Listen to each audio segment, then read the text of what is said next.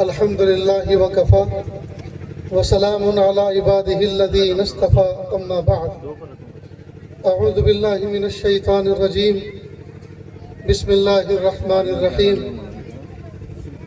وما ارسلناک الا رحمتا للعالمین سبحان ربک رب العزة عما یصفون وسلام علی المرسلین والحمد للہ رب العالمین اللہم صلی علی سیدنا محمد وعلى آل سيدنا محمد وبارك وسلم اللهم صل على سيدنا محمد وعلى آل سيدنا محمد وبارك وسلم اللهم صل على سيدنا محمد وعلى آل سيدنا محمد وبارك وسلم مقصد زندگی اللہ کی بندگی اور مقصد حیات اللہ تعالیٰ کی یاد. نہ ہم اپنی مرضی سے اس دنیا میں آئے اور نہ اپنی مرضی سے اس دنیا سے جائیں گے.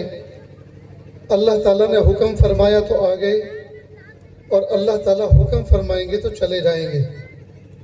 نہ آنے میں ہماری مرضی کا کوئی دخل نہ جانے میں ہماری مرضی کا کوئی دخل.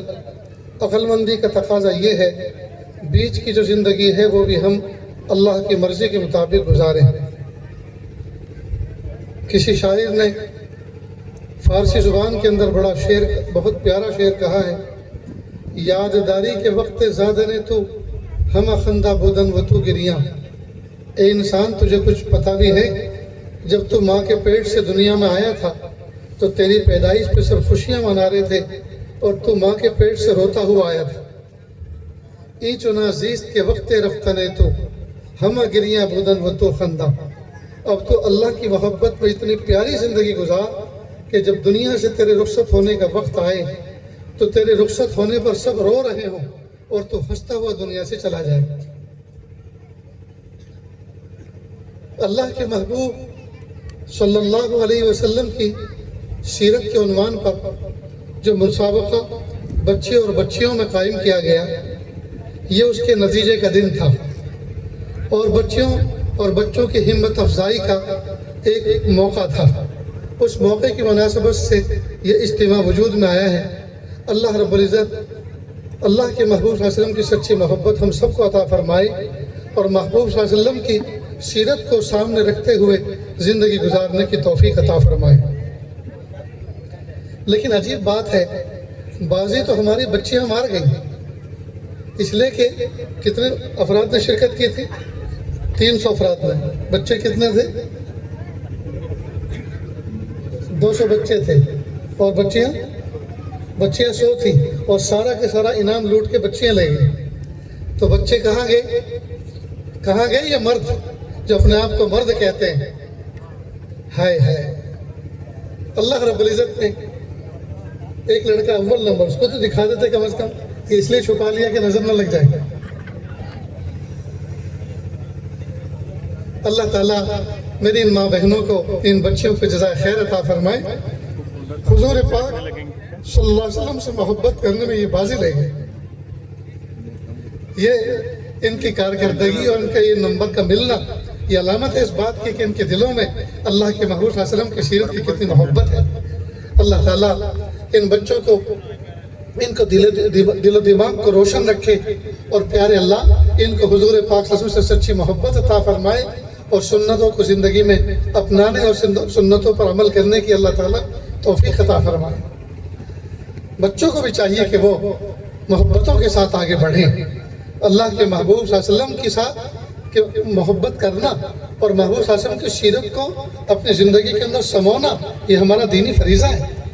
ہم اس کے بغیر ہماری زندگی ادھوری ہے. اس کے بغیر تو ہم جی نہیں سکتے. اللہ کے محبوب صلی اللہ علیہ وسلم کی محبت کے بغیر تو ہمارا ایمان ادھورا ہے. ہماری زندگی ادھوری ہے. ہماری زندگی پھیکی ہے. اس لیے اللہ کے محبوب صلی اللہ علیہ وسلم سے ہم ٹوٹ کر محبت کریں اور محبوب صلی اللہ علیہ وسلم کی بتائی ہوئی راہ کو ہم زندگی میں اپنائیں. یہ عاجز ایسے موقع پر ایک بات کہا کرتا ہے اور اپنا سبق سنایا کرتا ہے. دنیا میں دیکھا گیا ہے جس سے محبت ہوتی ہے جس سے محبت ہوتی ہے اس کے تن بدن میں محبت کرنے والے کے تن بدن میں اس کے اقوال میں افعال میں احوال میں محبوب کے کچھ نہ کچھ اثرات جھلکتے ہیں. بہت سے نوجوان بچے کسی کرکٹر سے محبت کرتے ہیں، تو جس کھلاڑی کو وہ پیار کرتے ہیں، اس سے محبت کرتے ہیں، اسے لائک کرتے ہیں، تو اسی کے انداز کا ٹی شرٹ بنواتے ہیں۔ وہ فیلڈ کے اندر جس نمبر کا ٹی شرٹ پہن کے کھیلتا ہے، اسی نمبر کا ٹی شرٹ یہ پہنتا ہے۔ جس انداز سے وہ بال بنواتا ہے، اسی انداز سے یہ بال بنواتا ہے۔ جس انداز سے وہ بلہ اور بیٹنگ کرتا ہے، بلہ چلاتا ہے، اسی انداز سے جب یہ کھیلتا ہے، یہ بھی بلہ چلاتا ہے۔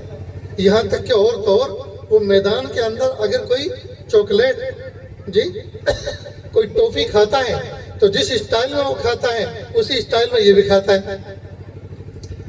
یہاں تک کہ اپنے علاقے میں اور اپنے گاؤں میں اسی کے نام سے مشہور ہو جاتا ہے کہ نہیں؟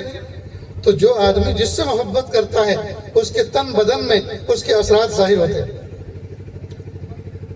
میں گجرات سے تعلق رکھتا ہوں، گجرات سے آ رہا ہوں۔ گجرات کے لوگ اکثر و بیشتر لندن میں، امریکہ میں، یورپ میں، افریقہ میں بسے ہوئے ہیں۔ تو جب کسی لڑکی کو ان کو اپنی کسی جوان بیٹی کا نکاح کرنا ہو، وہ کوشش کرتے ہیں اپنے وطن کا لڑکا منتخب کریں، تاکہ ایک خاندان کا فرد آگے بڑھنے والا، ترقی کرنے والا بنے، اور اپنے وطن میں جب رشتہ کریں گے تو رشتے تازہ رہیں گے، رشتے زندہ رہیں گے، ان کا یہ مقصد ہوتا ہے۔ تو جب کسی گجراتی بچے کا نکاح یا کوئی رشتہ طے ہوتا ہے لندن، امریکہ کے اندر، ابھی منگنی ہوئی ہے، نکاح نہیں ہوا، رشتہ طے ہوتا ہے، تو فوراً اس لڑکے کی بائک کی جو نمبر پلیٹ ہوتی ہے، اس پر مثلاً کینیڈا کا فلیگ آ جاتا ہے، افریقہ کا فلیگ آ جاتا ہے، یورپ کا فلیگ آ جاتا ہے، انگلینڈ کا۔ تو لوگ سمجھ لیتے ہیں، اوہو یہ کینیڈا جانے والا ہے، یہ افریقہ جانے والا ہے، اس کا دل اور اس کے تار جہاں جڑے ہیں وہ افریقہ میں رہتی ہے۔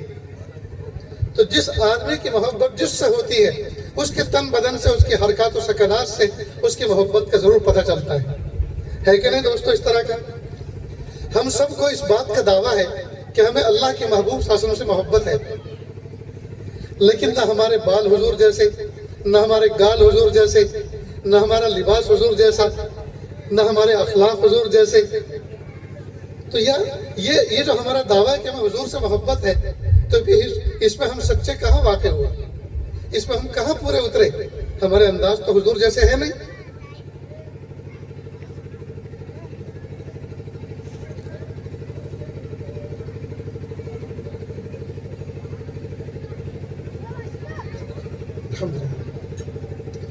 تو اس کا مطلب یہ ہو کہ ہم زبان سے دعویٰ کر رہے ہیں، حقیقت یہ ہے کہ ہمیں حضور سے سچی محبت نہیں۔ اگر ہوتی تو ہمارے تن بدن میں اللہ کے محبوب صلی اللہ علیہ وسلم کی سیرت نظر آتی، اللہ کے محبوب صلی اللہ علیہ وسلم کے اخلاق کی ہم نقل کرتے ہوئے نظر آتے۔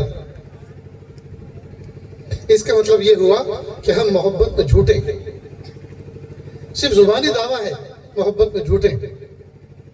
ایک کوا ایک رنگریز کے یہاں پہنچا۔ اردو میں رنگریز کہتے ہیں وہ آدمی جو ڈائنگ کا کام کرتا ہے، کپڑوں کے رنگنے کا کام کرتا ہے، اس کو اردو میں رنگریز کہتے ہیں۔ مختلف قسم کے ڈبے اس کے پاس کلر کے رکھے ہوئے تھے، اور وہ کوا پھڑپھڑایا گرنے کے بعد تو اس کے پروں پہ مختلف قسم کے کلر لگ گئے۔ جب وہ اڑ کے اپنی برادری میں گیا اور وہاں جا کے بیٹھا تو پوچھا، بھائی تو کون ہے؟ کوا نے پوچھا کہ تو کون ہے؟ تو اس نے کہا، میں مور ہوں۔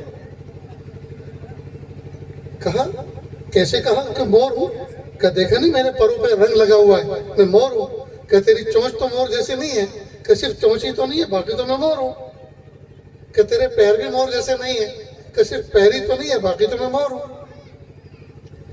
پھر انہوں نے کہا کہ تیری دم بھی مور جیسے نہیں ہے، کہ صرف دم ہی تو نہیں ہے، باقی تو میں مور ہوں۔ اب بتائیے، جس کی چونچ بھی مور جیسی نہ ہو، پیر بھی مور جیسے نہ ہو، دم بھی مور جیسے نہ ہو، سائز بھی مور جیسا نہ ہو، اس کو کس نے مور کہا؟ تو یہ حال دوستو ہمارا ہے۔ دوسری ایک مثال، ایک آدمی ٹیٹو بنوانے کے لیے ٹیٹو بنانے والے کی شاپ پہ گیا اور کہا کہ میری کمر کے اوپر لائن کا، شیر کا فوٹو بنا دو، اس کا ٹیٹو بنا دو۔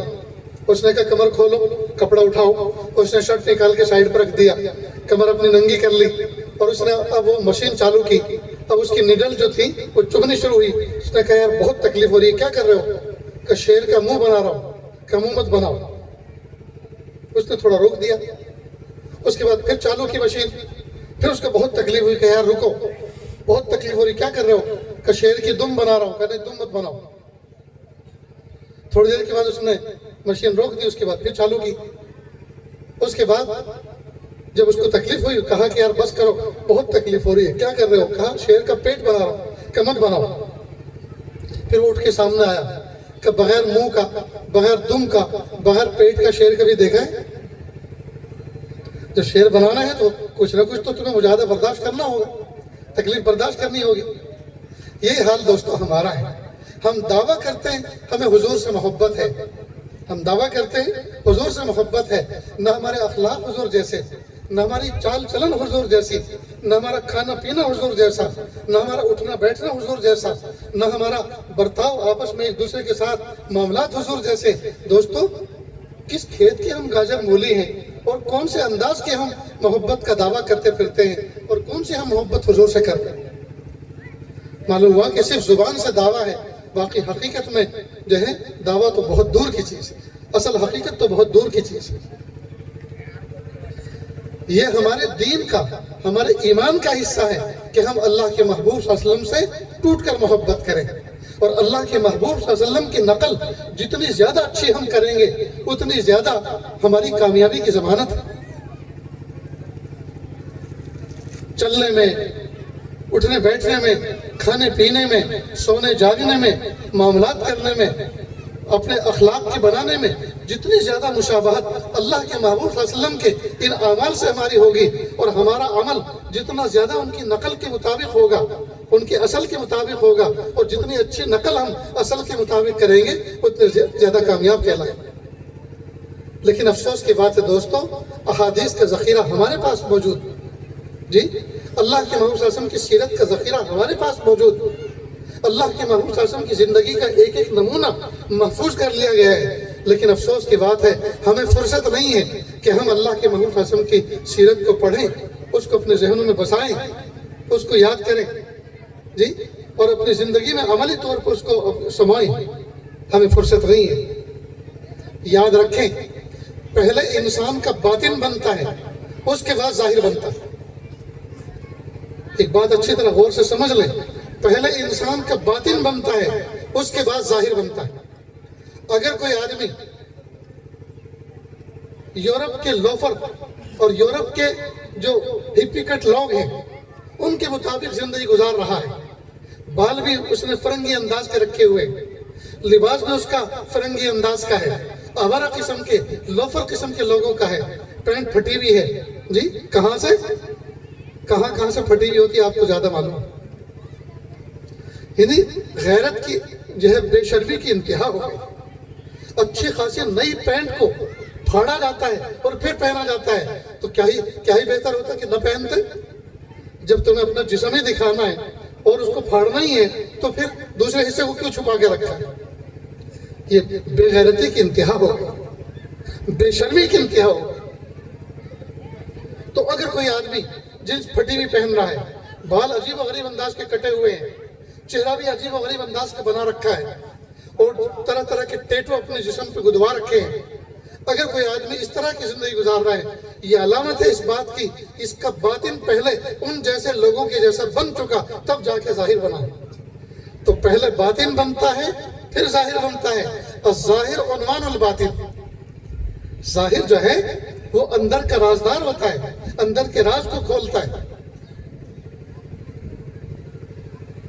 آج کل بہت سارے نوجوان بچے کچھ ایسی حرکت کر بیٹھتے ہیں جو ان کے خاندان سے میل نہیں کھاتی, زنا کر لیتے ہیں, لے کر بھاگ جاتے ہیں.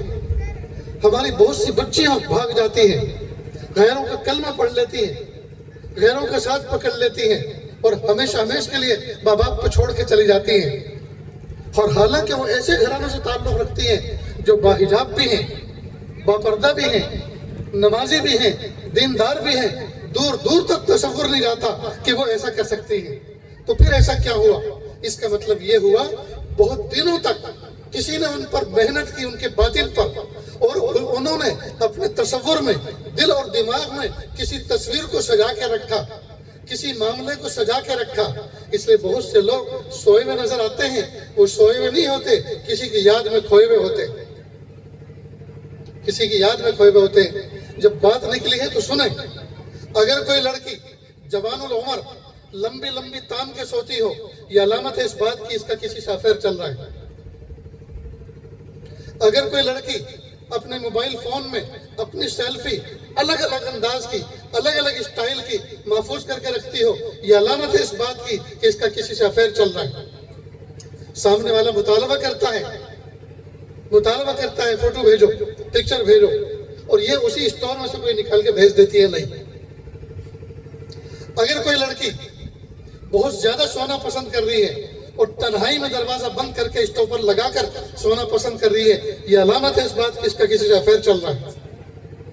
اور اگر یہ باتھ روم میں اور واش روم میں لمبا ٹائم لگا رہی ہے، یہ علامت ہے اس بات کی اس کا کسی سے افیئر چل رہا ہے۔ اس لیے بہت زیادہ باہوش رہنے کی ضرورت ہے۔ اس فون نے دوستو ہمارا کباڑہ کر دیا، ہمارا ایمان لوٹ لیا، ہمارا سکون لوٹ لیا، ہماری غیرت لوٹ لی، ہماری تہذیب لوٹ لی، ہمارا ادب لوٹ لیا۔ اس فون نے نہ جانے کیا کیا ہمارا چھین لیا، اور ہم خوش ہیں۔ ہماری بچی لمبا سا فون لے کر چل رہی ہے، ہم سوچتے ہیں کہ یہ قابل ہے، یہ ترقی کر رہی ہے۔ یہ ترقی نہیں کر رہی، یہ جنت سے بہت دور جا رہی ہے، یہ اپنی تہذیب سے بہت دور جا رہی ہے، یہ ایمان سے بہت دور جا رہی ہے، یہ اخلاق و تہذیب سے بہت دور جا رہی ہے، اور کہیں ایسا نہ ہو یہ کفر کی گود میں جا کر بیٹھ جائے۔ اس لیے آج کے دور میں ماں باپ کی ذمہ داری زیادہ بڑھ گئی ہے کہ اپنے بچوں پر اور بچیوں پر کڑی نظر رکھیں۔ لہٰذا جن کمروں کے اندر ہمارے جوان العمر بچے اور بچیاں آرام کرتے ہیں، سوتے ہیں، ہرگز ان کو اسٹوو پر لگا کر سونے کی اجازت مت دو، اور ان کو اندھیرا کر کے سونے کی اجازت مت دو، اس لیے کہ خود اندھیرا دعوت گناہ دیتا ہے۔ جب انسان نوجوان بچہ یا بچی اندھیرے میں ہوتے ہیں، کوئی دیکھنے والا نہیں ہوتا، تو ان کے اندر کے جذبات اجاگر ہوتے ہیں، اور اندھیرا خود دعوت گناہ دیتا ہے۔ اب رہی بات یہ کہ اللہ کے محبوب صلی اللہ علیہ وسلم تو اندھیرا کر کے سونے کا فرماتے ہیں، یہ اندھیرا کر کے سونا شادی شدہ جوڑے کے لیے سنت ہے۔ یہ انمیرڈ ہیں، نوعمر بچے ہیں، اگر وہ اندھیرا کر کے سوئیں گے وہ گناہ کے کام میں مبتلا ہو جائیں گے۔ ان کو ڈم لائٹ میں سونے کے عادی بناؤ، تاکہ ان کو ہر وقت اس بات کا احساس رہو کوئی دیکھنے والا ہمیں دیکھ رہا ہے۔ اگر وہ انٹرنیٹ کے ذریعے، کمپیوٹر کے ذریعے سے اپنی تعلیم میں آگے بڑھنا چاہ رہے ہیں، اور ان کا نظام ایسا ہے کہ ان کے لیے کنیکشن ضروری ہے، تو ان کو ان کے بیڈ روم کے اندر یہ کنیکشن انسٹال کر کے مت دو، بلکہ ایسی جگہ پر، ایسے علاقے میں، گھر کے ایسے کونے میں سسٹم سیٹ اپ کرو جہاں ہر وقت ان کو اس کا احساس ہو، امی گزر رہی ہے، ابو گزر رہے ہیں، بھائی دیکھ رہے ہیں، بہن دیکھ رہی ہیں، تاکہ ان کو ہر وقت اس بات کا احساس ہو کہ میں خلوت میں نہیں ہوں بلکہ جلوت میں ہوں، میں سب کے سامنے ہوں۔ ورنہ اگر تنہائی میں ہوں گے یہ پڑھیں گے کم اور ضائع زیادہ ہوں گے۔ تنہائی میں ہوں گے یہ پڑھیں گے کم اور ضائع زیادہ ہوں گے۔ یہ پڑھائی کی طرف دھیان کم دیں گے اور تعلقات کی طرف توجہ زیادہ دیں گے، اور گناہوں کی چیزیں زیادہ دیکھیں گے۔ اسی طرح جو بچے اور بچیاں اسکول جاتے ہیں، کالج جاتے ہیں، اور وہ اپنا دفتر، اپنا بستہ لے کر آتے ہیں، ان کا جو بیگ ہے کتابوں کا، اس کو کبھی کبھی چیک کیا کریں، اور ان کی کاپی کے اوراق کو پلٹیں، ان کو بھی دیکھیں کہیں شارٹ فارم میں کچھ نشان تو نہیں بنا ہوا، کہیں کوئی دل تو نہیں بنا ہوا، کہیں اس میں کوئی تیر تو نہیں گزر رہا، کہیں اس کے تیر کے آگے پیچھے شارٹ فارم میں کوئی نام تو نہیں لکھا۔ اگر یہ سب علامتیں نظر آ رہی ہیں، اس کا مطلب یہ ہے کہ ان کو چسکا لگ گیا ہے، ان کو گناہ کا چسکا لگ گیا ہے۔ اس لیے اس کی پرت کو کھولو اور بچوں کی تربیت کرو، بیٹا جس راستے پہ تم جا رہے ہیں یہ راستہ جہنم کی طرف تمہیں لے جائے گا، اور ہمیں کہیں کا نہیں چھوڑے گا، ہم سب کے سب بدنام ہو جائیں گے، ہم سر اٹھا کے چلنے کے قابل نہیں رہیں گے۔ پیارے بچوں، ہرگز ایسا مت کرو، کسی سے ناجائز تعلقات قائم مت کرو۔ بچوں کو روزانہ لے کر بیٹھیں اور اپنے گھر کے اندر ایک تعلیم کا ماحول بنائیں، گھر کے اندر تعلیم کا ماحول بنائیں۔ اب میں آپ کو ایک واقعہ سناتا ہوں جس سے آپ کو اندازہ ہوگا کہ کتابیں پڑھنے سے اور کتابوں کے ذوق، مطالعے کے ذوق رکھنے سے اللہ رب العزت کیسی رہبری فرماتے ہیں۔ راجستھان کے اندر ایک شہر ہے جودھ پور۔ जोधपुर के अंदर एक बुजुर्ग गुजरे हैं, हाजी अब्दुल गफूर साहब। ये छोटे से बच्चे थे, पढ़ने के लिए मकतब में गए। पहले दिन उस्ताद ऐसे जले भुने थे, ऐसी पिटाई की कि बच्चे के कपड़े खराब हो गए। दादी नानी दोनों ने शफकत की और कहा, बेटा बस जिंदगी में जितना पढ़ना था पढ़ लिया, अब तुम्हें पढ़ने जाना नहीं है। तो मकतब नहीं भेजा, लिहाजा ये उम्मी रह गए, अनपढ़ रह गए। अलबत्ता इनको शौक इतना था पढ़ने का, ये आने वाले बच्चों से पूछते थे, इसको उस्ताद ने क्या पढ़ाया, इसको क्या कहते हैं, और इस तरह पूछ पूछ के इनको उर्दू पढ़ना आ गया, उर्दू पढ़ना आ गया। अलबत्ता लिखना जिंदगी भर नहीं आया। हजरत मौलाना शफरी थानवी रहमतुल्लाह अलैह के मलफूजात पर मुश्तमिल 4-4, 8-8 सफ़े के उस ज़माने में रिसाले छपते थे, ये उनको पढ़ते थे और हजरत थानवी रहमतुल्लाह अलैह से गायबाना एक मोहब्बत कायम हो गई। अल्लाह की शान, एक मरतबा हजरत थानवी रहमतुल्लाह अलैह का उस इलाके का सफ़र हुआ, राजस्थान का। तो ये सफ़र करके उस इलाके में पहुँचे जहाँ हजरत थानवी क़याम फरमाए हुए थे और जाके बड़ी मोहब्बतों के साथ मिले। हजरत थानवी रहमतुल्लाह ने देखा ये जौहर किसी काबिल है, और जिस अंदाज से आए और जिस अंदाज से मिले उससे हजरत ने अंदाज़ा लगा लिया कि अल्लाह पाक ने इनके अंदर सलाहियत रखी है। इन्होंने कहा, हजरत मुझे आपसे मोहब्बत है, रूहानी मेरा एक आपसे ताल्लुक़ है, मैं आपके मलफूजात को, आपके रसाइल को पढ़ता हूँ, आप मुझे बैत फरमा दीजिए, बैत फरमा लीजिए और मेरी आप तरबियत फरमाइए। हजरत थानवी रहमतुल्लाह अलैह ने बिला ताख़ीर खिलाफ मामूल अपनी ज़िंदगी में पहली दरख्वास्त पर किसी को बैत कर लिया, कुछ मामूलात दे दिए। अब ये वापस आ गए। अब ये कुछ दिन के बाद किसी से ख़त लिखवाते, अपने हालात पर मुश्तमिल, हजरत को भेजते, हजरत उसका जवाब देते, जवाब ये खुद पढ़ लेते। अल्लाह की शान, इनकी तरबियत होती गई और ये आगे बढ़ते गए, तरक्की करते गए, यहाँ तक कि एक मरतबा थाना भवन से हजरत थानवी रहमतुल्लाह अलैह के ख़त पहुँचा। उस ख़त में लिखा हुआ था, हाजी अब्दुल गफूर साहब, मैं आपको मुजाज सोहबत की खिलाफत देता हूँ, आप मेरे खलीफा हैं।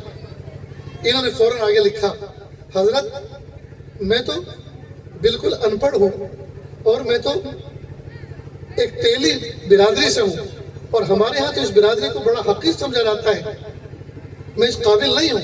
हजरत ने आगे लिखा, जब आप अपने आप को ये समझते हो मैं इस काबिल नहीं हूँ, तभी तो आपको इजाज़त दी जा रही है। जब आप हर वक्त ये समझोगे मैं इस काबिल नहीं हूँ, तभी तो अल्लाह से दुआ करोगे अल्लाह मुझे काबिल बना दे, और तभी तो काबिल बनने की कोशिश करोगे। तो ये जौहर आपके अंदर मौजूद है, इसी को तो परख कर ये चीज़ आपको दी गई है। फिर आगे लिखा, हजरत मैं तो ज़ात का तेली हूँ और तेली बिरादरी को तो बहुत घटिया समझा जाता है। इसका जवाब हजरत ने लिखा, बहुत से तेल घी से अफजल हुआ करते हैं। एक तीसरी बात और लिखी जो मेरे इस वक्त जहन में नहीं है। बहरहाल हजरत ने भागने का रास्ता नहीं छोड़ा, उनको बांध दिया और कहा काम में लगो। अल्लाह की शान, ये नमाजों के पाबंद, तस्बीहात, जिक्र अस्कार के पाबंद, अजीब और गरीब इनका मिजाज। इनके दिल के अंदर ये शौक़ पैदा हुआ, मैं अभी बहुत नाकिस व अधूरा हूँ, मुझे अल्लाह की मोहब्बत में आगे बढ़ना चाहिए। और ये जो मेरे बीवी बच्चे हैं, 7-8 बच्चे थे गालिबन, कि ये कुल मिला के जो मेरा कबीला है, इनकी साथ रहते हुए मैं अल्लाह की मोहब्बत में आगे नहीं बढ़ पा रहा, लिहाजा मुझे इनको छोड़ कर अल्लाह की मोहब्बत में आगे बढ़ना है। फिर ख्याल आया, बीवी बच्चों का नान नफका ये मेरे ऊपर वाजिब है, अगर मैं इनके खाने पीने के खर्चे को नज़रअंदाज करके इनको मैं छोड़ के जाऊँगा तो अल्लाह की यहाँ पूछ होगी, लिहाजा इस ख्याल पर अमल नहीं किया। कुछ दिन गुजर गए, हज़रत अबू ज़र ग़िफ़ारी रज़ियल्लाहु अन्हु के हालात पर मुश्तमिल एक किताब इनके हाथ में आई। बस वो जज्बा फिर से उजागर हुआ कि देखो हज़रत अबू ज़र ग़िफ़ारी रज़ियल्लाहु अन्हु वो भी तो मदीने के बाहर खेतों में जंगल में रहते थे, हालांकि वो छोड़ के खुद नहीं गए थे, उनको तो एक खास हिकमत के तहत दूर रखा गया था। लेकिन बस वो जो जज्बा था वो जोश मारा और सोचा कि आज तो मुझे अल्लाह की मोहब्बत में निकल ही जाना है, लिहाजा बच्चों को सोता हुआ छोड़कर, कुल मालियत उनके पास 40 रुपये थी, उसमें से 2-3 रुपये निकाले और 2-3 रुपये निकाल कर सफ़र के लिए निकल गए। और ट्रेन भी उनके घर के सामने रेलवे स्टेशन है, मैं पिछले साल उनके घर में एक रात रहा हूँ। तो अपने रेलवे स्टेशन से नहीं बैठे कि हो सकता है कोई जानने वाला मुझे पहचान ले, देख ले, और जब मेरी ढूंढ मचेगी तो लोग बताएंगे इस तरफ की जाने वाली ट्रेन में चढ़ते हुए हमने देखा, तो लोग उसी रास्ते पर पीछे पीछे पीछा करेंगे और मुझे पकड़ लेंगे आकर।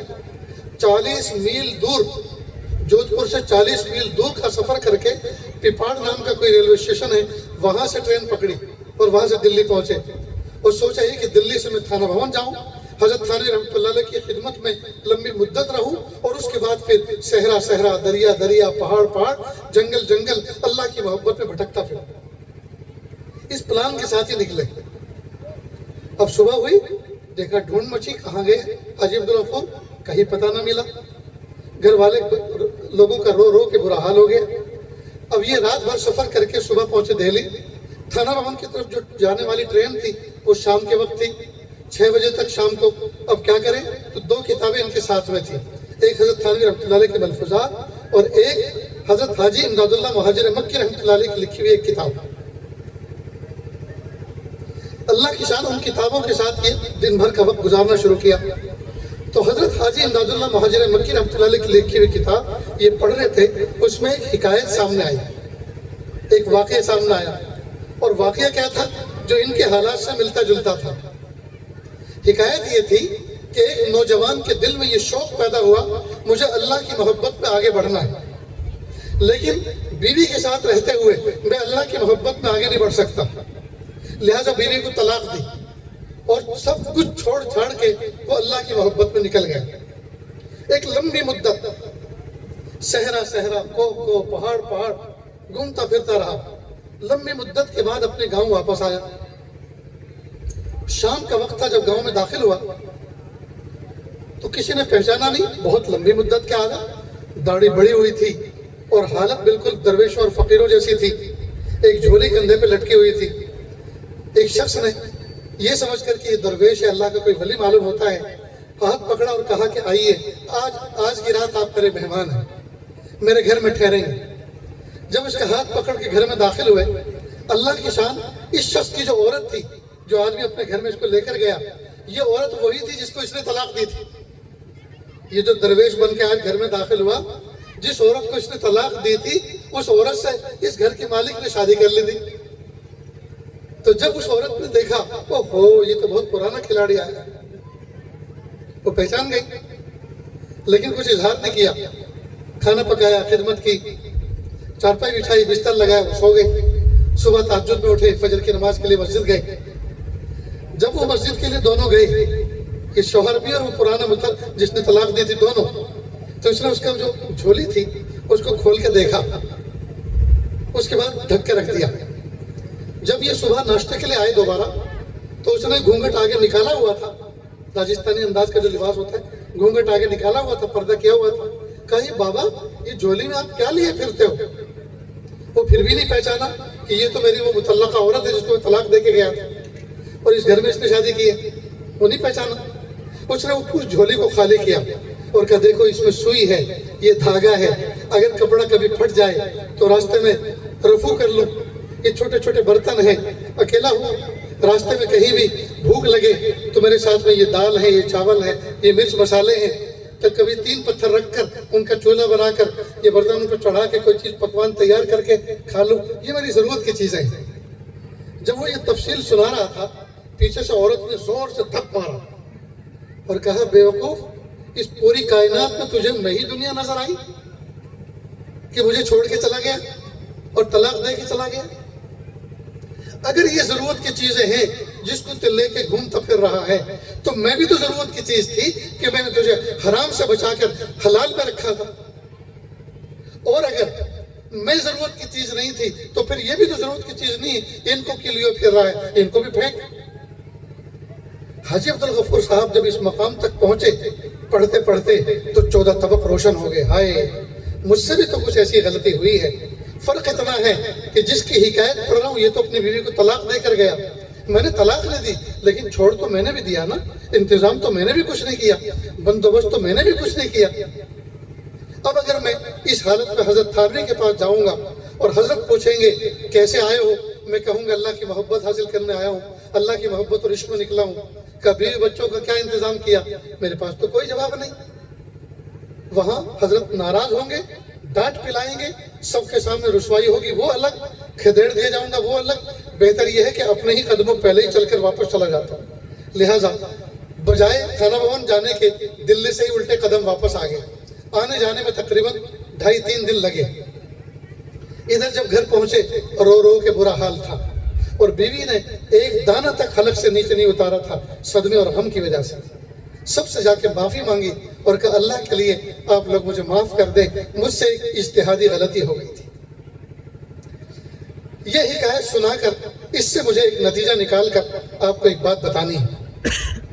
اگر ہمارا تعلق کسی اللہ والے سے جڑا ہوا ہو اور ہمارا نیک صالح مطالعہ اس کا نظام بنا ہوا ہو، ہم اکابر مشائخ کی کتابیں ان کے ملفوظات پڑھتے ہوں، دین کی کتابوں کو پڑھتے ہوں، ان کا مطالعہ رکھتے ہوں، اس کی تعلیم کا ایک ماحول ہو گھر کے اندر، اور ہمارا تعلق کسی اللہ والے صاحب نسبت بزرگ سے جڑا ہو، تو اگر نفس اور شیطان بہکائے اور اس کے بہکانے پر کبھی ہم بھٹک بھی جائیں تو بہت زیادہ دن تک بھٹکے ہوئے نہیں رہتے، اللہ پاک راہ راست پہ لا دیتے ہیں۔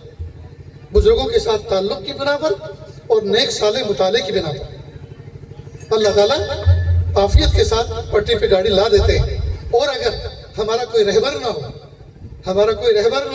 ہمارا کسی سے تعلق نہ ہو، اور ہم اکابر مشائخ کی کتابوں کا مطالعہ نہ کرتے ہو، تو یاد رکھنا نفس و شیطان ہمیں لوٹ لے گا، نفس و شیطان ہمیں لوٹ لے گا۔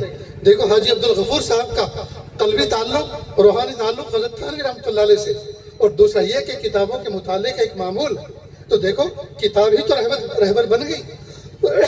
کتاب کی حکایت پڑھنے پر ہی تو اللہ رب العزت نے اتنے بڑے دھوکے سے بچا لیا، اور جلدی سویرا ہو گیا۔ اگر یہ چیزیں نہ ہوتی تو نہ جانے بات کہاں تک پہنچتی۔ اس لیے میری ماں بہنوں سے بھی درخواست ہے، اور جتنے حضرات یہاں بیٹھے ہوئے ہیں، مرد حضرات بیٹھے ہوئے ہیں، ان سے بھی درخواست ہے، اللہ کے لیے اپنے گھر کو مردار خانہ نہ بناؤ، اپنے گھر کے اندر کتاب کی تعلیم کا ماحول بناؤ۔ بزرگوں سے پوچھو کون سی کتاب ہم اپنے گھر کے اندر جو ہے مطالعے میں رکھیں، اور کس کی ہم تعلیم کریں۔ فضائل اعمال کی بھی تعلیم کرو تاکہ اعمال کی فضیلتیں معلوم ہو تو اس کا شوق پیدا ہو۔ مسائل کا بھی معمول بناؤ تاکہ فضائل معلوم کرنے کے بعد مسائل معلوم کر کے ان اعمال پر عمل کرنے والے بنے، ان اعمال پر ہم عمل کرنے والے بنے۔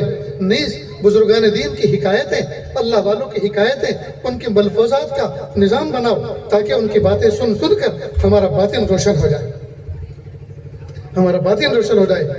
کتاب کے مطالعے کے دوران کئی مرتبہ ایسی باتیں ہمارے سامنے آتی ہیں، تھوڑی دیر کے لیے تو سر دھننے کو دل کرتا ہے کہ پیارے اللہ کیا بات پڑھنے کو آ گئی۔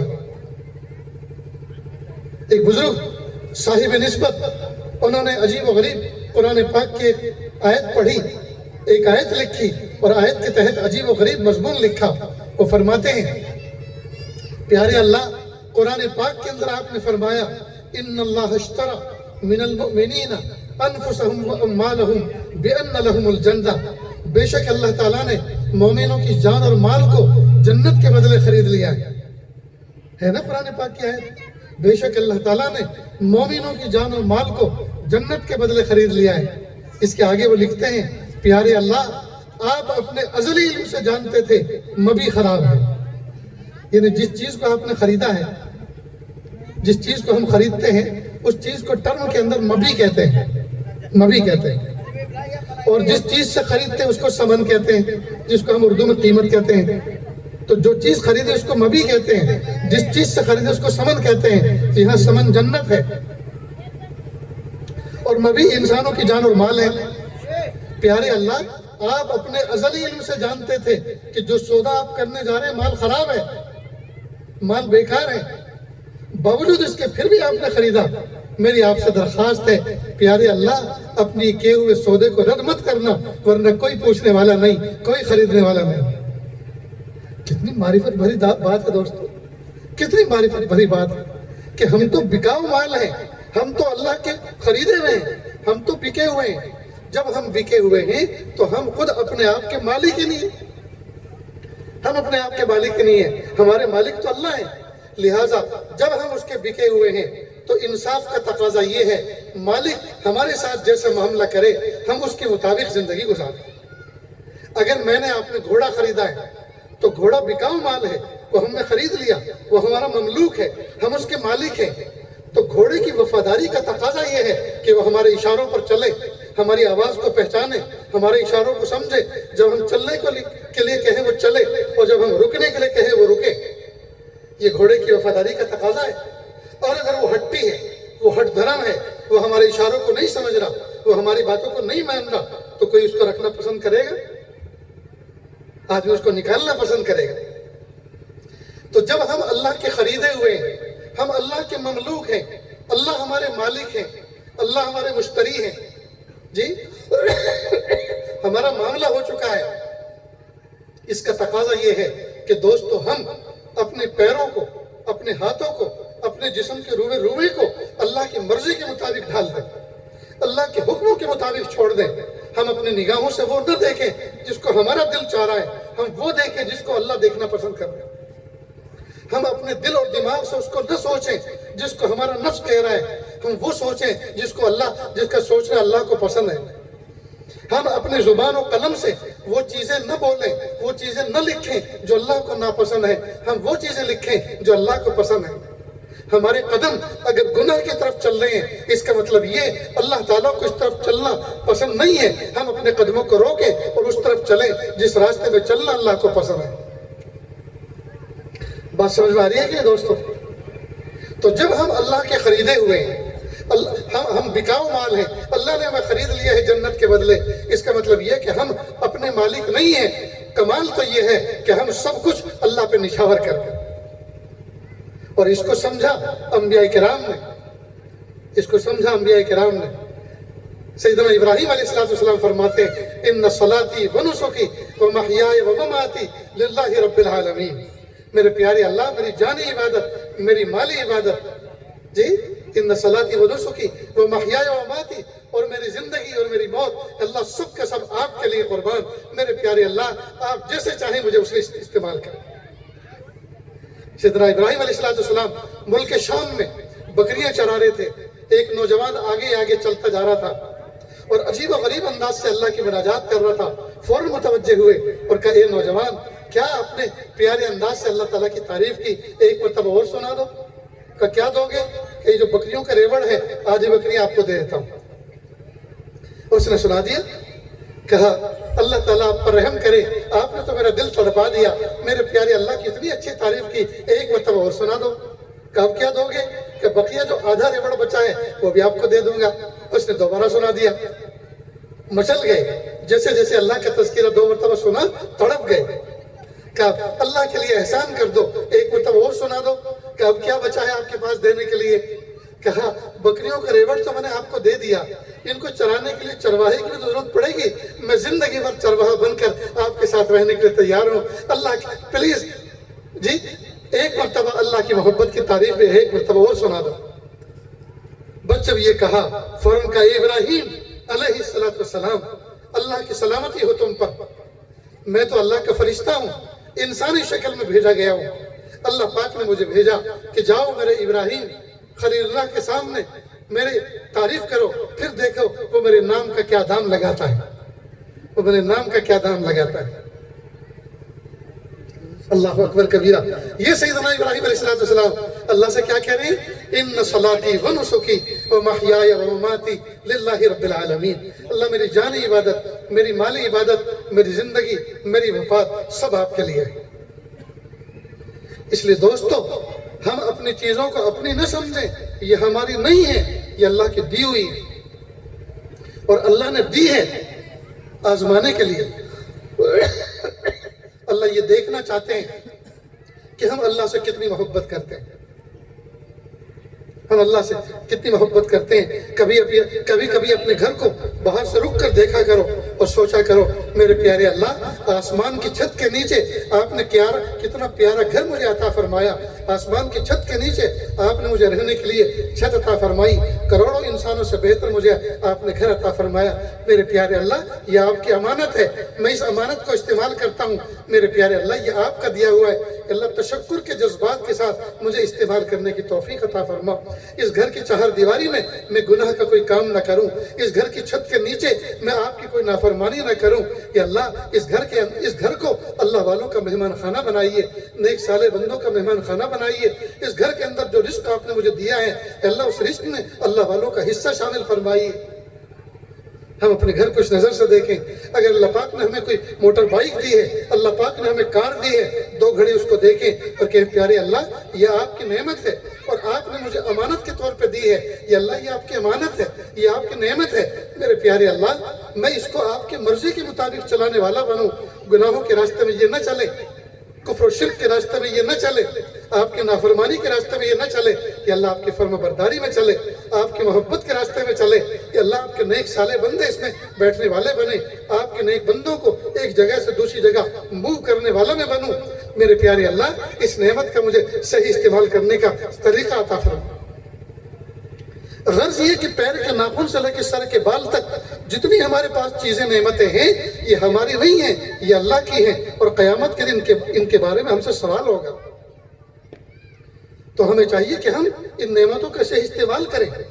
آج کل کے نوجوان بچے اور بچیاں گھنٹوں گھنٹوں انٹرنیٹ استعمال کر رہے ہیں، گھنٹوں گھنٹوں فون استعمال کر رہے ہیں، اور اگر صبح سے لے کے شام تک کا ان سے حساب لو، آپ نے اللہ کی محبت میں، اللہ کی راہ میں، حضور پاک کی محبت میں اور دین کے راستے میں کتنی دیر اس کو استعمال کیا، کتنا دین سیکھا، کتنا دین اس کے ذریعے سے سکھایا، کتنی باتیں دین کی باتیں سمجھی اور کتنی کسی کو سمجھائیں، اور ٹوٹل نکال کے منٹ نکال کے بتاؤ، نہیں تو میں چیک کرتا ہوں تم نے کون کون سی ویب سائٹ پہ جا کر کتنے گھنٹے اس پہ ضائع کیے۔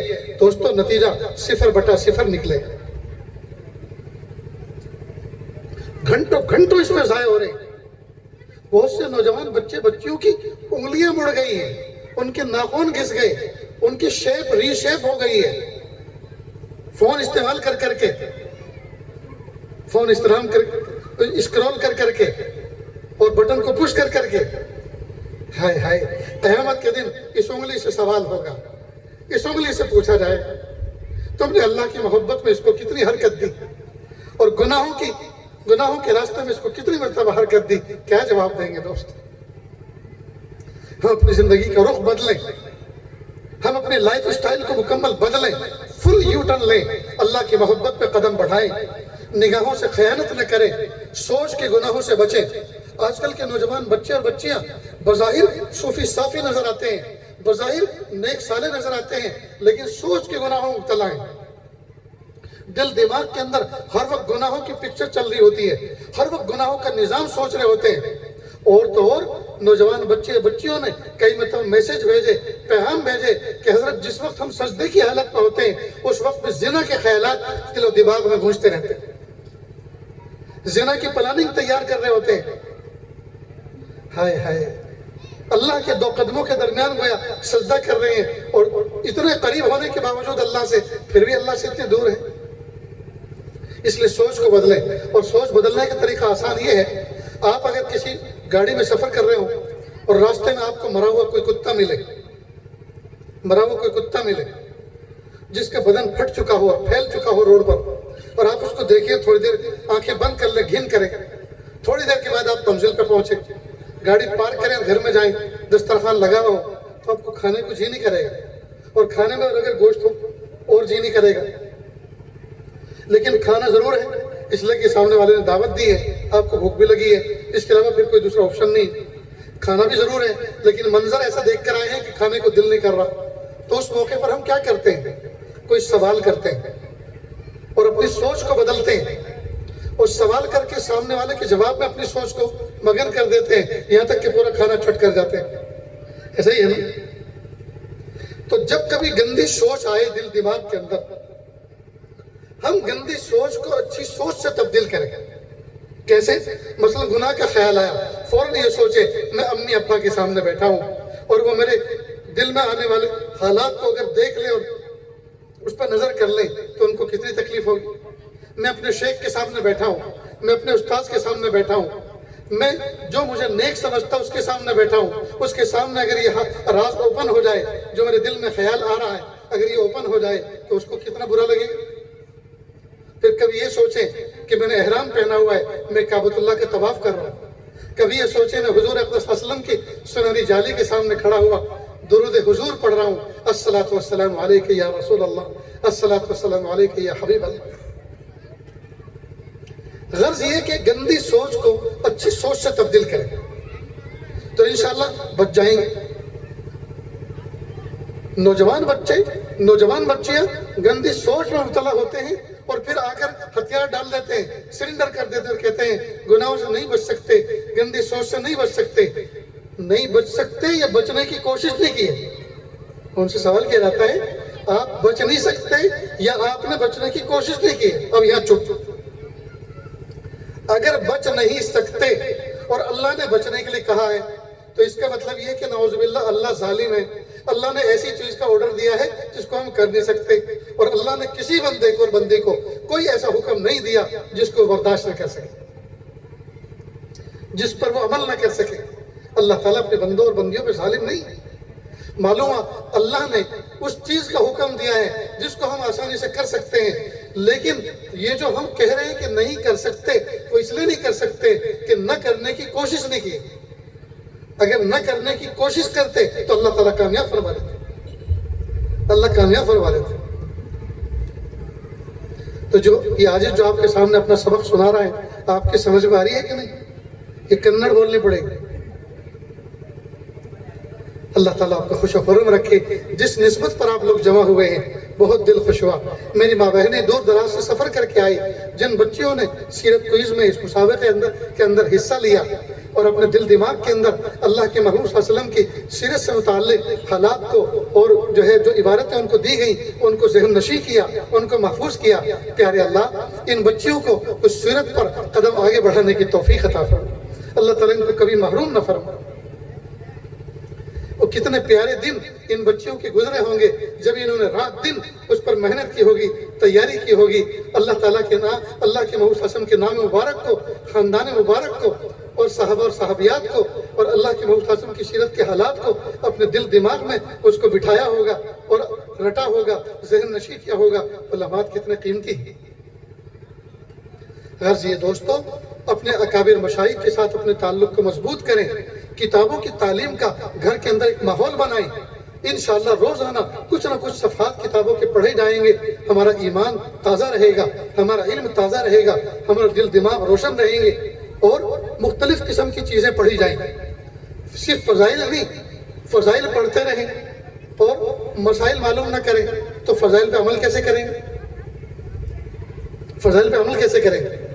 تو فضائل بھی سنیں، فضائل سے شوق پیدا ہوگا، مسائل بھی سنیں، مسائل کے ذریعے سے عمل کرنے کا سلیقہ معلوم ہوگا، سلیقہ معلوم ہوگا۔ نہیں بزرگان دین کے ملفوظات کو پڑھیں، بزرگان دین کی باتوں کو پڑھیں، اس سے جذبہ پیدا ہوگا، اس سے جذبہ پیدا ہوگا۔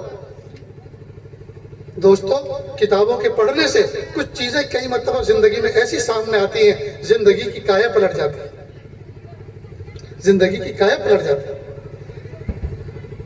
لیکن پڑھیں تو صحیح، پڑھیں تو صحیح، نہ جانے اللہ رب العزت عبارتوں کے ذریعے سے، کتابوں کی عبارتوں کے ذریعے سے ہماری زندگی کے پلٹنے کے فیصلے فرما۔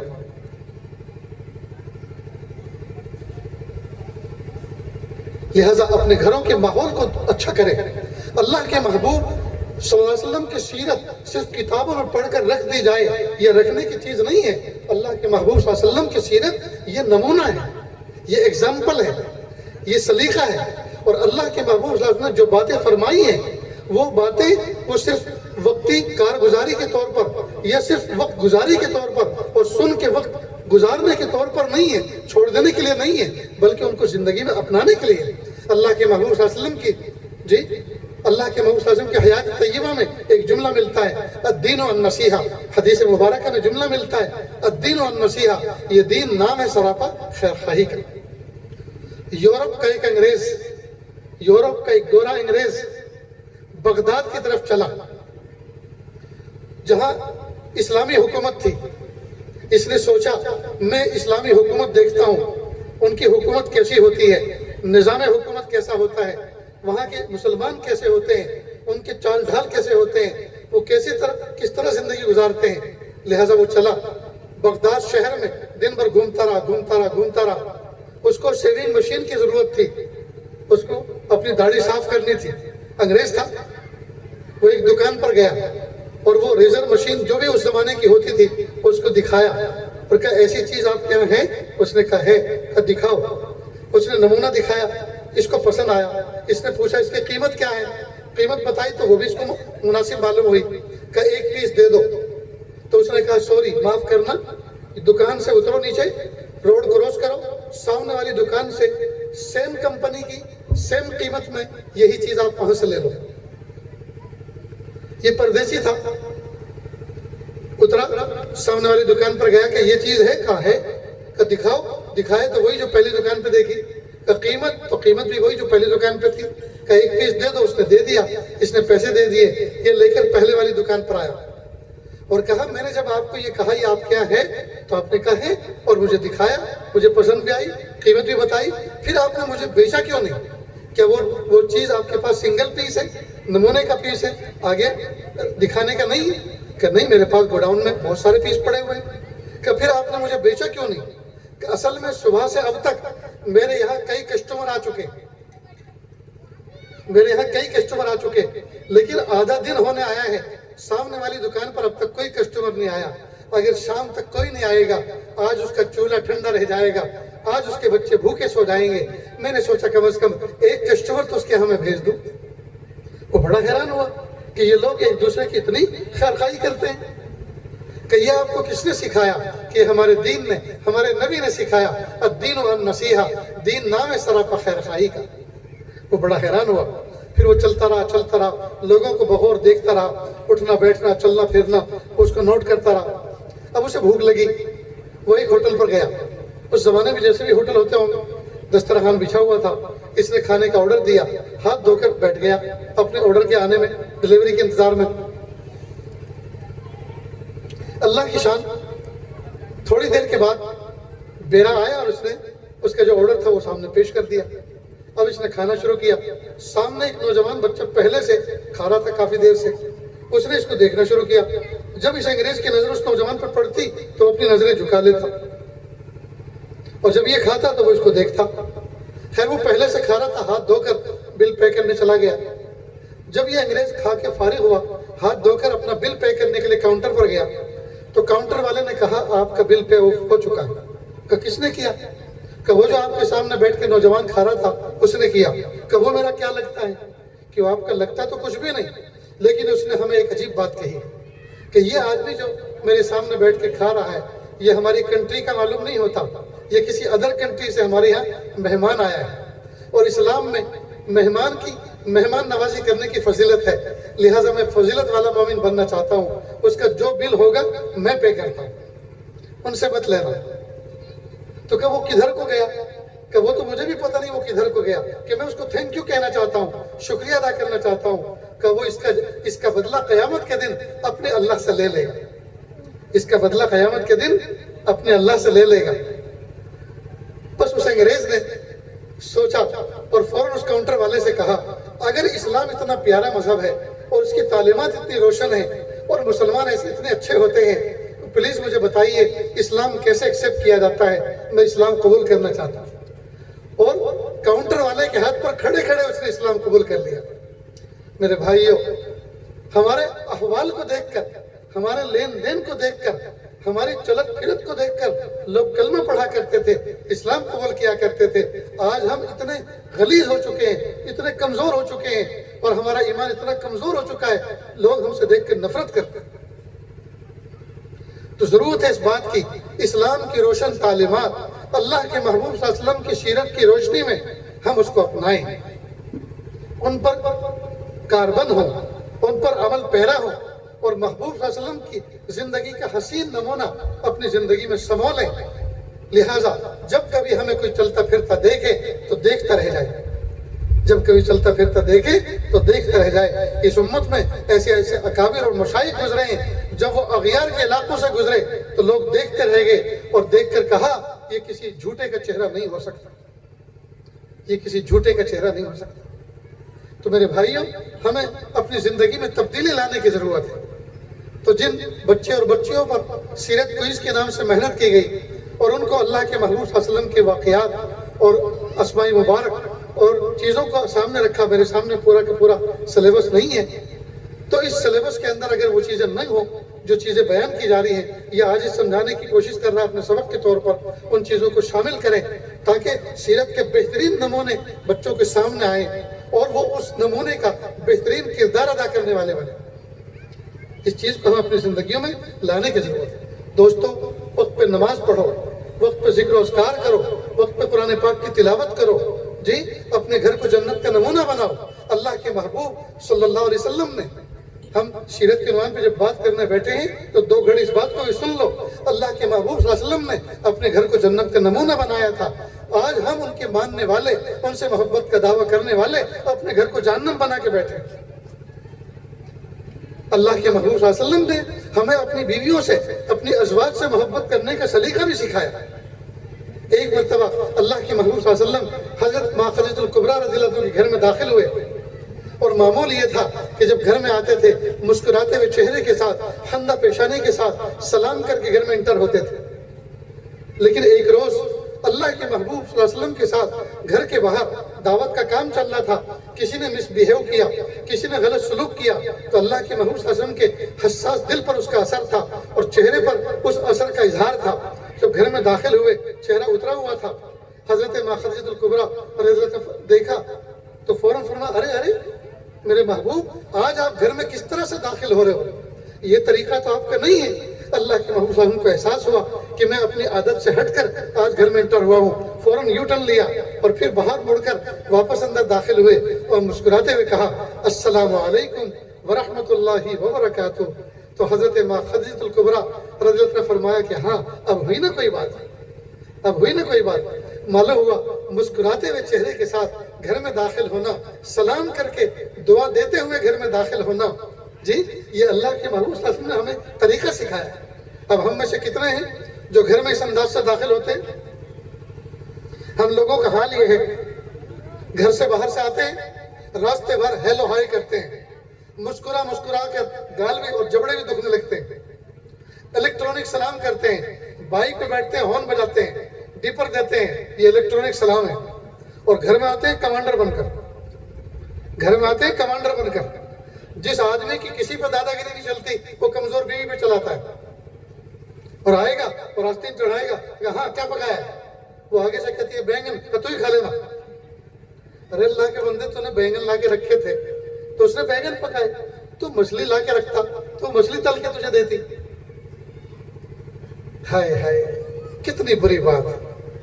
دوسروں کے گھر میں جائے گا، یہ مرد حضرات ذرا دھیان سے سنیں، اس محلے والے، اس محلے میں جو بیٹھے ہیں وہ ذرا اس بات کو دھیان سے سنیں، ان کی بھی باری آنے والی، کچھ باتیں ان کو بھی سنانی۔ آج یہ موقع اللہ پاک نے عطا فرمایا۔ دوسرے کے گھر میں اگر کبھی مہمان بنو، اس کی عورت نے جو کھانے پکائے اور پکوان تیار کیے، اس کی تعریف اپنے گھر میں کبھی بھی بھول سے مت کرو، ورنہ بیوی کو اتنی بری لگتی ہے یہ بات، کئی مرتبہ اس کے دل میں یہ بات آتی ہے، اور کئی مرتبہ بہت سی تو منہ پھٹ زبان سے کہہ بھی دیتی ہے۔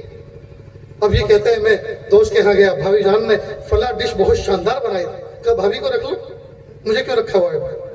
بھابی کے یہاں رہنے لگو، ہم تو کبھی پکانا جانتے ہی نہیں، ہم نے تمہیں ہمیشہ زہر پروسا ہے، ہم نے تو تمہیں کبھی کچھ کھلایا ہی نہیں، بھابی کھلاتی ہے۔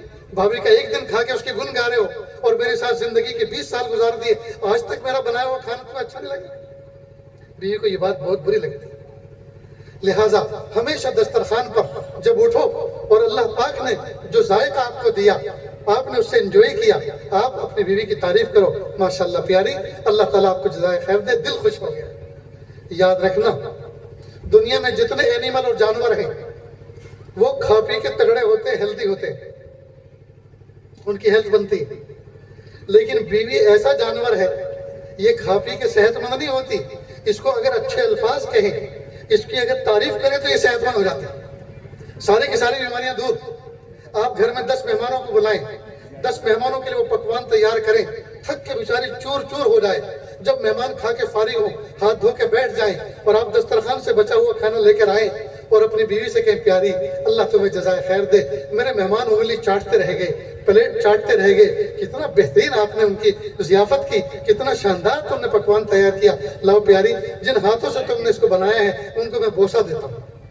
اب آپ نے 2 میٹھے بول دیے، آپ نے یہ اسٹائل دکھا دی، اب اس بیوی کو گویا آپ نے ملٹی وٹامن دے دیا، ملٹی وٹامن دے دیا، اس کے سارے درد ختم، اس کے ساری دکھن ختم، ساری تھکن ختم، اب تو وہ کھانا بھی نہیں کھائے گی، اس لیے کہ آپ نے اس کی تعریف جو کر دی۔ تعریف انسان کی کمزوری ہے، اور ہم افسوس کی بات ہے جس پہ کچھ خرچ نہیں ہوتا وہ کام ہم نہیں کرتے۔ تو جب کچھ خرچ نہیں ہوتا وہ کام ہم نہیں کرتے تو خاک کچھ لا کے دیں گے۔ ایک بات اور سمجھ لیں، ہر بیوی اپنے شوہر سے اپنی محبت کا پروف چاہتی ہے، ہر بیوی اپنے شوہر سے اپنی محبت کا پروف چاہتی ہے، لیکن زبان سے کبھی نہیں کہتی کہ مجھے اسٹیمپ پیپر پہ لکھ کر لا کے دو کہ مجھے تم سے محبت ہے۔ وہ تو اندازوں میں، اسٹائل میں جانچ لیتی ہے، بھاپ لیتی ہے میرے شوہر کو مجھ سے محبت ہے کہ نہیں۔ لہٰذا ایک دو بات آپ کو بتاتا ہوں، ذرا دھیان سے سنیں کہ وہ کس سے خوش ہوتی ہیں اور کیا چیز پروف بنتا ہے۔ آپ کبھی سفر پہ جاؤ، لمبے سفر پہ گئے اور گھر پر آئے تو آپ راستے سے کوئی چھوٹی موٹی جولری لے کر آؤ، کوئی کپڑا لے کر آؤ، کوئی تصویر مسلح لے کر آؤ، کوئی بہترین کتاب لے کر آؤ، کوئی اس کی پسندیدہ چیز لے کر آؤ،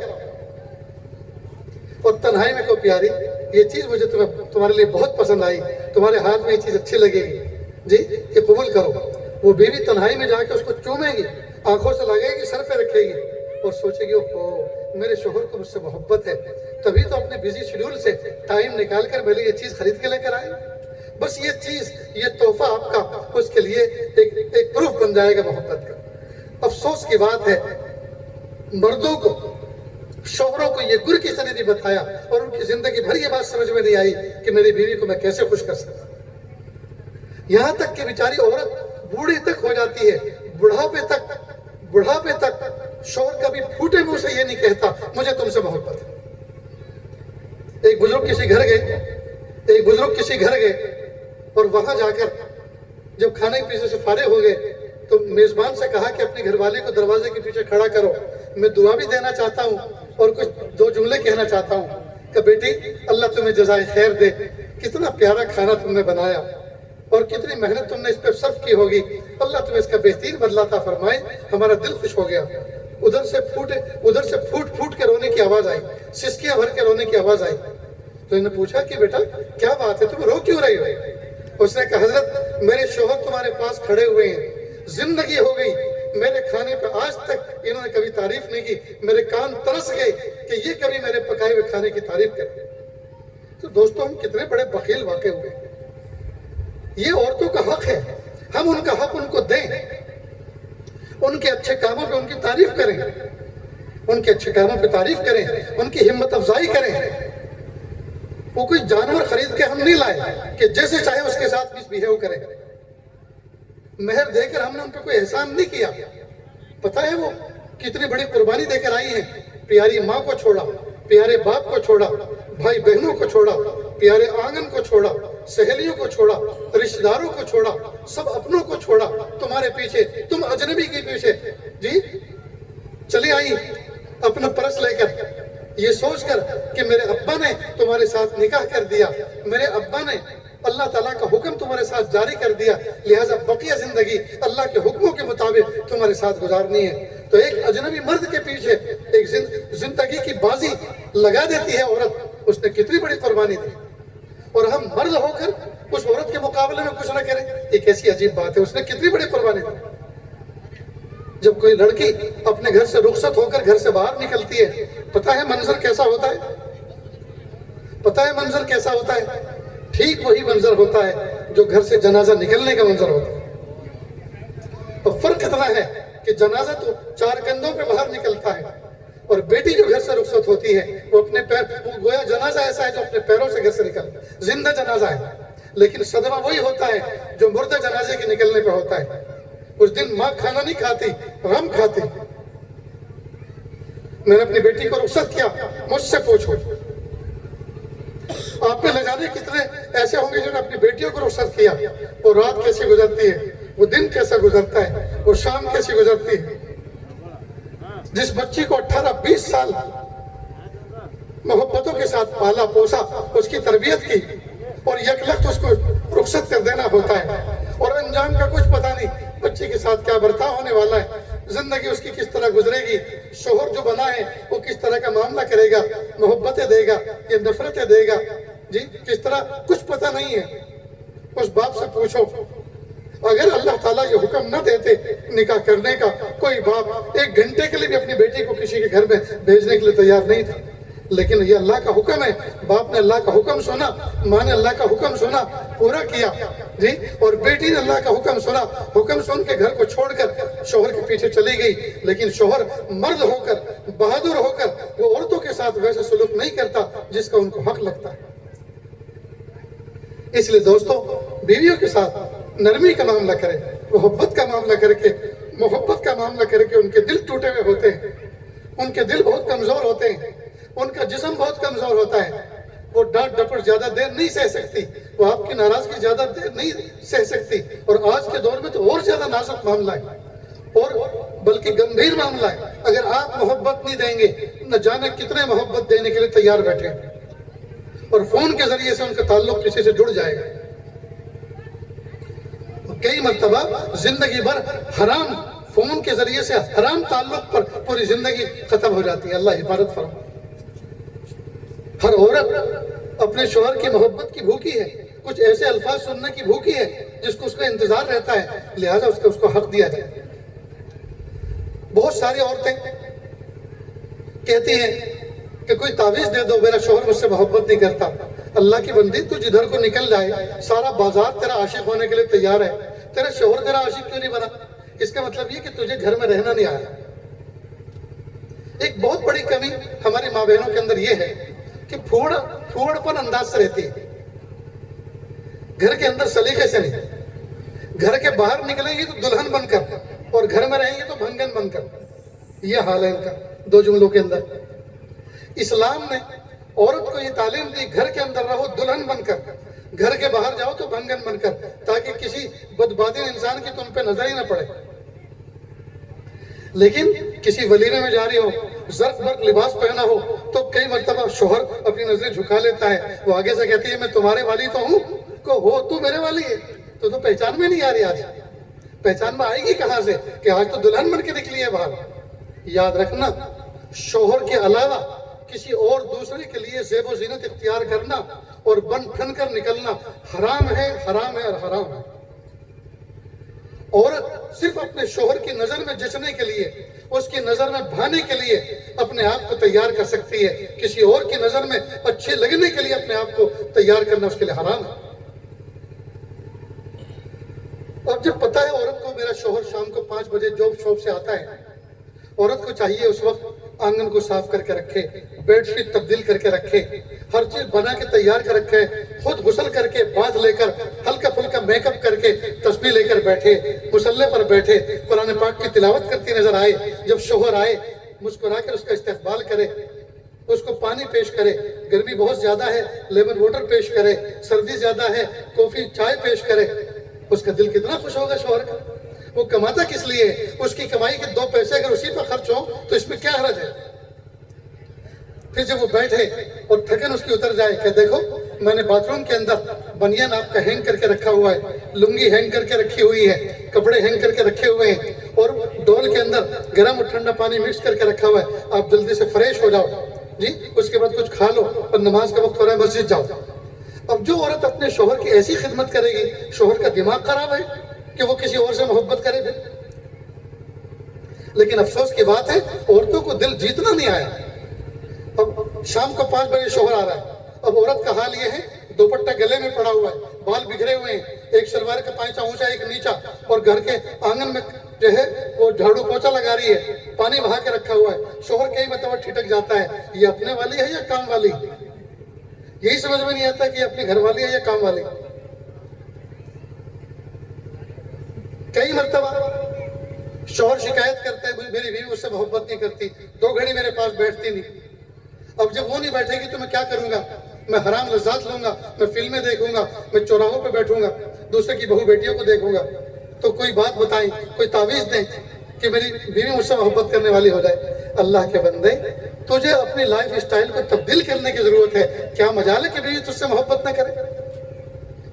شوہر مثال کے طور پہ گیریج پہ کام کرتا ہے، ہر وقت اس کے آئل کے کپڑے ہیں، ہاتھ میں گریس لگا ہوا ہے، جسم پہ جگہ جگہ پر آئل کے دھبے لگے ہوئے ہیں، پسینے میں بدبو پھوٹ رہی ہے، تھکا ہارا آیا اور ایسے آ کے سو گیا، اور وہ سوچتا ہے اسی حالت میں اپنی بیوی سے محبت کی ملاقات کروں۔ اب بتائیے جب اس کے جسم کے اندر مرے ہوئے کتے جیسی بدبو آ رہی ہے تو بیوی خاک محبت کرے گی؟ بیوی خاک محبت کرے گی؟ ارے اللہ کے بندے، گھر میں آ، بہترین بات لے، غسل کر، صاف ستھرا ہو، صاف ستھرے کپڑے پہن، نماز ادا کر، اللہ کو راضی کر، اور گھر کے اندر خندہ پیشانی سے بچوں کے ساتھ بیٹھ، محبت کے ساتھ بیٹھ، اور تنہائیوں میں جب بچے نہ دیکھ رہے ہوں بیوی کی طرح محبت بھرے اشارے کر تو اس کا دل جیت لے۔ کیا مجال ہے کہ وہ تجھ سے محبت نہ کرے؟ لیکن بہت افسوس کی بات ہے دوستو، صفائی ستھرائی کے اعتبار سے طرفین میں عورتوں کی طرف سے بھی مردوں کی طرف سے بہت بڑی کوتاہی ہے۔ دوسرے کے سامنے بن سنور کے جانے کے لیے تیار رہتے ہیں لیکن اپنوں کے ساتھ بن سنور کے نہیں رہتے۔ کبھی کسی شوہر نے اس نیت سے عطر خریدا کہ جو خوشبو میری بیوی کو پسند ہے میں وہ خوشبو لیتا ہوں وہی لگاؤں گا تاکہ جب گھر میں جاؤں میری بیوی کا دل خوش ہو جائے؟ بیوی کو خوش کرنے کے لیے عطر نہیں خریدتا، نیت یہ ہوتی ہے ایسا خریدوں کہ جب میں کسی گرلز کالج کے سامنے سے گزروں تو ساری لڑکیاں مجھے دیکھیں، حالانکہ کسی کو فرصت نہیں ہے دیکھنے کی، سب اپنے اپنے کام میں لگی ہوئی۔ لیکن یہ میاں منہ مٹھو سمجھتا ہے ساری دنیا کی عورتیں مجھے دیکھ رہی ہیں۔ یہ کتنی حرام نیت ہے دوستو، یہ کتنی حرام نیت ہے۔ لہٰذا اپنے گھر کو جنت کا نمونہ بناؤ، جنت کا نمونہ بناؤ، بچوں کا دل خوش کرو، اپنی گھر والیوں کا دل خوش رکھو۔ گھر والیوں کو چاہیے کہ وہ اپنے شوہر پہ قابو رکھیں۔ اگر شوہر بیوی کے ہوتے ہوئے، حلال بیوی کے ہوتے ہوئے پھر اگر کسی افیئر میں پھنسا ہوا ہے، اس میں یقیناً کہیں نہ کہیں کمی کوتاہی بیوی کی، وہ اس میں حصے دار بن رہی ہے، اس لیے کہ وہ یا تو اس کے حق ادا کرنے میں کمی کوتاہی کر رہی ہے، یا محبت کا اظہار کرنے میں کمی کوتاہی کر رہی ہے، یا آنا کانی کر رہی ہے، جس کی وجہ سے شوہر باہر کے برے ماحول کو دیکھ کر اپنے جذبات پر قابو نہیں کر پا رہا، اور نتیجہ یہ کہ وہ گناہ میں ملوث ہو رہا ہے۔ میری ماں بہنوں، جس دور سے ہم گزر رہے ہیں یہ بہت نازک دور ہے، یہ میڈیا کا دور ہے، یہ انٹرنیٹ کی بدماشی کا دور ہے۔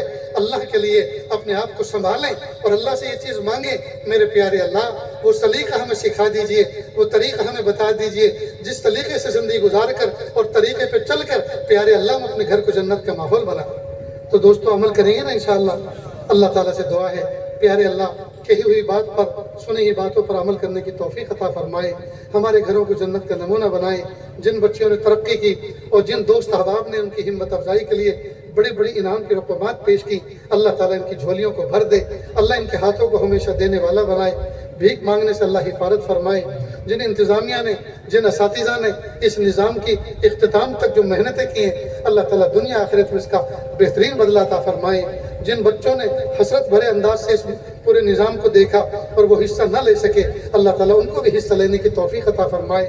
اور پیارے اللہ ہم سب کو ایسا بنا دیں کہ ہم اللہ کو پسند آ جائیں۔ وآخر دعوانا ان الحمد للہ رب العالمین۔